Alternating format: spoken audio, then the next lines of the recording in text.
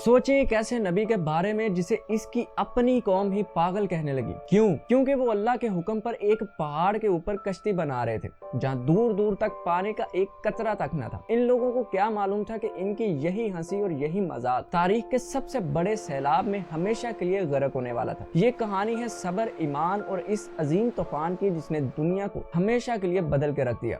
आज से हजारों साल पहले जमीन पर एक कौम बसती थी जो हर तरह से खुशहाल और ताकतवर कौम थी। वो अपने हुनर में बेमिसाल थे, लेकिन वक्त के साथ साथ वो अपने बनाने वाले को ही भूल बैठे। इन्होंने अपने हाथों से बुत बनाए और इनकी पूजा करने लगे। वो सवा, याऊस, याऊक और नसर जैसे बुतों के आगे झुकने लगे, इनसे दुआएं मांगते और इनके नाम पर जानवर कुर्बान करते थे। वो इस कदर गुमराह हो चुके थे कि अल्लाह की वहदनियत का ख्याल तक इनके ज़हनों से मिट चुका था। इस अंधेरे में रोशनी की किरण बनकर अल्लाह ने अपने एक खास बंदे को नबी बनाकर इनके बीच भेजा, जिनका नाम नूह अलैहिस्सलाम था। हजरत नूह अलैहिस्सलाम इंसानियत के पहले रसूल थे जिन्हें शिर्क को खत्म करने के और तौहीद का पैगाम फैलाने के लिए भेजा गया था। हजरत नूह एक शरीफ, नेक और अल्लाह का खौफ रखने वाले इंसान थे। हजरत नूह ने अपनी कौम को अल्लाह के गजब से खबरदार किया और एक खुदा की इबादत की तरफ बुलाया। आपने 1, 2 या 10 साल या 100 साल तक नहीं, बल्कि कुरान मजीद के मुताबिक पूरे 950 साल अपनी कौम को अल्लाह का पैगाम सुनाया। ये इंसानी तारीख की सबसे लंबी और सब्र आजमा दावत थी।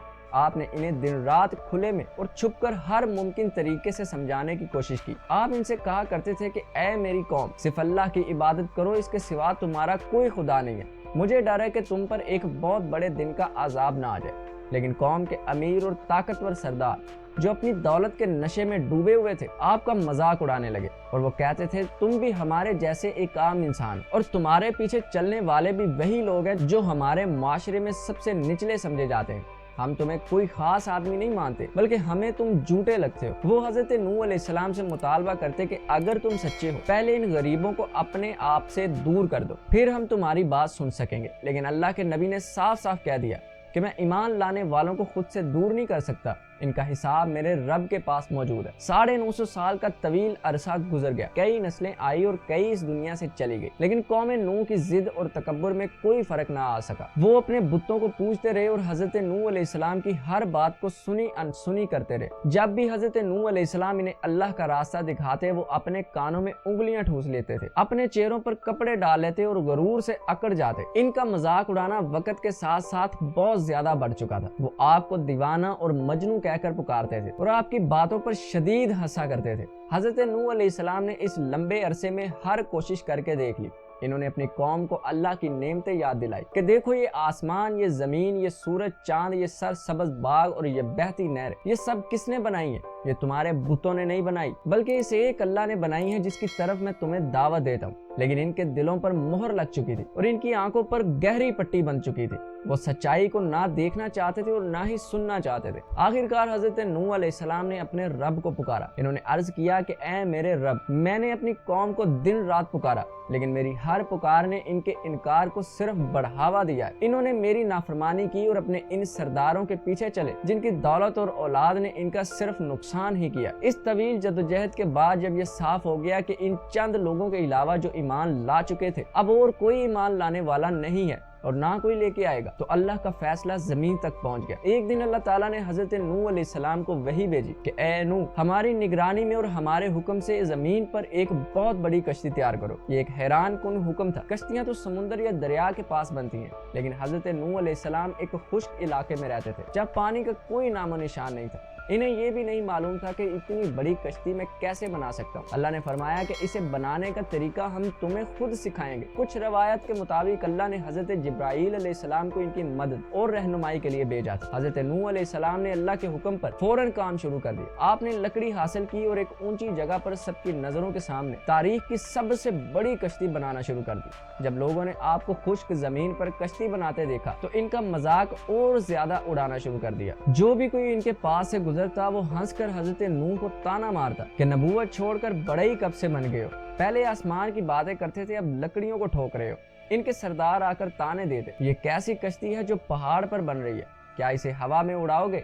یا بیلوں سے کھینچ کر سمندر تک لے جاؤ گے۔ وہ آپ کو پاگل کہتے، لیکن حضرت نوح علیہ السلام پورے صبر کے ساتھ اپنے کام میں لگے رہے۔ وہ ان کے طعنوں کا جواب دیتے کہ اگر آج تم ہم پر ہنس رہے ہو تو کل ہم تم پر ہنسیں گے، جب تم پر وہ عذاب آئے گا جو تمہیں ذلیل کر کے رکھ دے گا۔ یہ کوئی معمولی کشتی نہیں تھی۔ روایت کے مطابق یہ 3 منزلہ کشتی تھی۔ سب سے نچلی منزل جانوروں کے لیے تھی، درمیانی منزل انسانوں کے لیے یعنی حضرت نوح علیہ السلام اور ایمان لانے والوں کے لیے، اور سب سے اوپر والی منزل پرندوں کے لیے تھی۔ اس کی چھت ایسی مضبوط تھی کہ شدید ترین طوفان بھی اس کا کچھ نہ بگاڑ سکتا تھا۔ یہ ایک بہت بڑا جہاز تھا جسے ایک نبی نے اللہ کی نگرانی میں اپنے ہاتھوں سے بنایا تھا۔ جیسے جیسے کشتی مکمل ہوئی، عذاب کا وقت قریب آ گیا۔ اللہ نے حضرت نوح علیہ السلام کو عذاب کے شروع ہونے کی ایک خاص نشانی بتائی تھی کہ جب تندور سے پانی اگلنے لگے تو سمجھ لینا کہ ہمارا حکم آ پہنچا ہے۔ تندور جہاں آگ جلتی ہے وہاں سے پانی کا ابلنا خود ایک معجزہ تھا۔ ایک دن جب حضرت نوح علیہ السلام کی بیوی جو ابھی تک ایمان نہیں لائی تھی اپنے تندور پر روٹیاں پکا رہی تھی تو اس نے دیکھا کہ تندور سے پانی ابل رہا ہے۔ وہ بھاگی بھاگی لوگوں کو یہ عجیب منظر دکھانے لگی۔ لوگ جمع ہو گئے اور اس معجزے کا بھی مذاق اڑانے لگے۔ انہیں کیا معلوم تھا کہ یہ ان کی مولد کے خاتمے کا اعلان تھا۔ نشانی ظاہر ہوتے ہی حضرت نوح علیہ السلام نے اللہ کے حکم پر عمل شروع کر دیا۔ انہوں نے ایمان لانے والوں کو جو بہت تھوڑے تھے کشتی میں سوار ہونے کا حکم دیا۔ پھر اللہ کے حکم سے ہر قسم کے جانوروں اور پرندوں کا ایک ایک جوڑا کشتی میں لایا جانے لگا۔ یہ ایک ناقابل یقین منظر تھا کہ شیر اور بکری، بھیڑیا اور بھیڑ سب ایک دوسرے کے ساتھ امن سے کشتی میں داخل ہو رہے تھے۔ اللہ نے ان کے دلوں سے ایک دوسرے کی دشمنی کو ختم کر دیا تھا۔ جب اس کشتی میں یہ سب سوار ہو گئے تو حضرت نوح علیہ السلام نے اپنے ایک بیٹے کنان کو بھی پکارا جو ابھی تک ایمان نہیں لایا تھا اور کافروں کے ساتھ کھڑا تھا۔ باپ کی محبت نے یہ دیکھ کر جوش مارا اور وہ پکارے کہ اے میرے بیٹے ہمارے ساتھ سوار ہو جا اور کافروں کے ساتھ مت رہ۔ بیٹے نے تکبر سے جواب دیا کہ میں کسی اونچے پہاڑ پر چڑھ جاؤں گا جو مجھے پانی سے بچا لے گا۔ حضرت نوح علیہ السلام نے دکھ بھرے لہجے میں کہا کہ آج اللہ کے عذاب سے اور اس کے قہر سے کوئی نہیں بچ سکتا سوائے اس کے جس پر اللہ خود رحم فرمائے۔ یہ باپ بیٹے کی آخری بات چیت تھی کہ ایک بہت بڑی لہر ان دونوں کے بیچ آ گئی اور بیٹا ان کی آنکھوں سے اوجھل ہو گیا۔ اس کے فوراً بعد آسمان کے دروازے کھول دیے گئے اور ایسی طوفانی بارش شروع ہوئی جو آج سے پہلے کبھی کسی نے نہیں دیکھی تھی۔ زمین سے بھی پانی کے چشمے پوری طاقت سے ابل پڑے۔ دیکھتے ہی دیکھتے ہر طرف پانی ہی پانی ہو گیا۔ پانی بلند ہوتا گیا اور گلیاں، گھر اور اونچی عمارتیں سب کچھ ڈوب گیا۔ مذہبی روایت کے مطابق یہ ایک عالمی طوفان تھا جس نے پوری دنیا کو اپنی لپیٹ میں لے لیا تھا۔ تاہم کچھ جدید ماہرین آثار قدیمہ اور سائنسدان جیسے کہ رابرٹ بیلارڈ یہ نظریہ پیش کرتے ہیں کہ یہ ایک بہت بڑا علاقائی سیلاب ہو سکتا ہے، خاص طور پر بحیرہ اسود جسے بلیک سیا کے خطے میں جو تقریباً 5000 قبل از مسیح میں پیش آیا تھا۔ کافروں کی ہنسی اب چیخوں میں بدل چکی تھی۔ وہ جان بچانے کے لیے پہاڑوں کی چوٹیوں پر چڑھنے لگے، یہ سوچ کر کہ پہاڑ اس پانی سے انہیں بچا لیں گے، لیکن پانی کی سطح اتنی بلند ہوتی رہی یہاں تک کہ وہ سب سے اونچے پہاڑوں سے بھی اوپر چلی گئی۔ ہر طرف پانی ہی پانی اور اللہ کا قہر نظر آ رہا تھا۔ حضرت نوح علیہ السلام کی کشتی بسم اللہ کہہ کر پانی پر روانہ ہوئی جو پہاڑوں جیسی اونچی لہروں کے بیچ تیر رہی تھی، اور اس میں سوار تمام لوگ اللہ کی پناہ میں تھے۔ کئی دن اور کئی راتیں گزر گئی۔ کچھ روایت میں اس سفر کا دورانیہ 6 ماہ تک بتایا جاتا ہے۔ کشتی پانی پر تیر رہی تھی اور زمین پر زندگی کا کوئی نشان باقی نہ تھا۔ اس دوران روایت میں ایک دلچسپ واقعہ ملتا ہے۔ کہا جاتا ہے کہ کشتی میں چوہوں کی تعداد بہت زیادہ بڑھنے لگی جو اناج اور لکڑی کو شدید نقصان پہنچا رہے تھے۔ حضرت نوح علیہ السلام نے یہ دیکھ کر اللہ سے دعا کی تو انہیں حکم ہوا کہ شیر کی پشت پر ہاتھ پھیرو۔ جیسے ہی انہوں نے ایسا کیا وہاں سے معجزاتی طور پر ایک بلی پیدا ہوئی جس نے چوہوں کا خاتمہ کر دیا۔ آخرکار جب اللہ نے چاہا تو عذاب کو ختم کرنے کا حکم دیا۔ اللہ نے آسمان سے کہا کہ یہیں پر تھم جا اور زمین کو حکم دیا کہ اپنا سارا پانی واپس نکل لے۔ بارش رک گئی، زمین نے پانی جذب کرنا شروع کر دیا اور طوفان تھم گیا۔ سورج نکلا اور پانی کی سطح کم ہونے لگی۔ کہا جاتا ہے کہ حضرت نوح علیہ السلام نے زمین کا حال جاننے کے لیے پہلے ایک کوے کو بھیجا جو واپس نہ آیا، جس کے بعد آپ نے ایک کبوتر کو بھیجا۔ جب یہ کبوتر واپس آیا تو اس کی چونچ میں زیتون کی ایک شاخ تھی۔ یہ اس بات کی نشانی تھی کہ پانی زمین تک اتر چکا ہے اور زمین پر زندگی دوبارہ شروع ہو گئی ہے۔ زیتون کی شاخ آج بھی دنیا بھر میں امن کی علامت مانی جاتی۔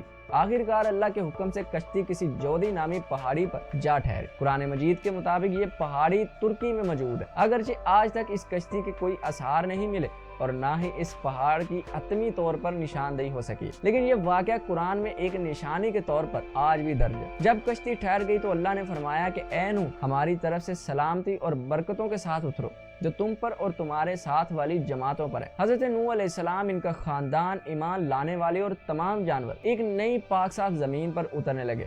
یہ ایک نئی دنیا کی شروعات تھی۔ حضرت نوح علیہ السلام اور ان کے ساتھ بچ جانے والوں سے ہی انسانیت کو دوبارہ جنم دیا گیا۔ اسی وجہ سے حضرت نوح علیہ السلام کو آدم ثانی یعنی دوسرا آدم بھی کہا جاتا ہے۔ ان کے بیٹوں سام، حام اور یاف سے دنیا کی مختلف قومیں وجود میں آئیں۔ پیارے دوستو، اس کہانی سے آج ہم نے کیا سیکھا ہے؟ اس میں آنے والی تمام نسلوں کے لیے گہرے اسباق موجود ہیں۔ پہلا سبق صبر اور ثابت قدمی کا ہے۔ حضرت نوح علیہ السلام 950 سال بغیر ہمت ہارے اللہ کا پیغام پہنچاتے رہے۔ یہ ہمیں سکھاتا ہے کہ سچائی کے راستے پر مشکلات تو ضرور آتی ہیں، لیکن کبھی مایوس نہیں ہونا چاہیے۔ دوسرا سبق اللہ پر مکمل یقین کا ہے۔ حضرت نوح علیہ السلام خشک زمین پر کشتی بنانا شروع کر رہے تھے، صرف اس لیے کہ یہ اللہ کا حکم تھا۔ انہوں نے اپنی عقل یا منطق پر نہیں بلکہ اپنے رب کے وعدے پر بھروسہ کیا۔ اور سب سے اہم اور تیسرا سبق تکبر اور نافرمانی کا انجام ہے۔ قوم نوح کو ان کی طاقت اور دولت نے دھوکے میں ڈال رکھا تھا۔ انہوں نے اللہ کے نبی کو جھٹلایا، جس کا نتیجہ مکمل تباہی نکلا۔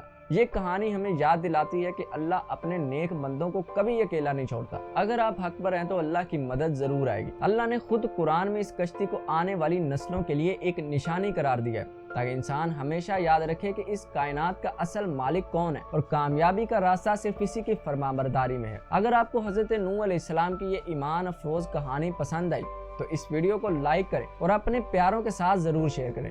آپ نے اس واقعے سے سب سے اہم سبق کیا سیکھا ہے؟ ہمیں نیچے کمنٹ سیکشن میں ضرور بتائیے گا۔ مزید ایسی دلچسپ اور معلوماتی ویڈیوز کے لیے ہمارا چینل سبسکرائب کرنا اور بیل آئیکن کے اوپر پریس کرنا مت بھولیں۔ اللہ ہم سب کو اپنے نبیوں کے نقش قدم پر چلنے کی توفیق عطا فرمائے۔ ملتے ہیں ایک نئی ویڈیو میں، تب تک اپنا اور اپنے پیاروں کا اور اپنے ارد گرد کے لوگوں کا ڈھیر سارا خیال رکھیے۔ السلام علیکم۔